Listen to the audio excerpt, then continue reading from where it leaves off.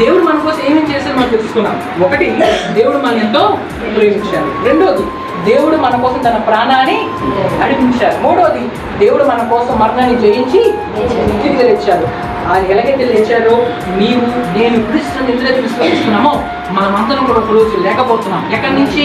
ఆ సమాధిలో నుంచి, ఆ మరణంలో నుంచి మనం లేచి అంటే నిత్య జీవం పొందబోతున్నాం. అంటే యుగ యుగాలు కూడా మన ప్రభుతో కలిసి జీవించబోతున్నాం. Praise lord. అయితే ఇవన్నీ మన దేవుడు మన కోసం చేశారు.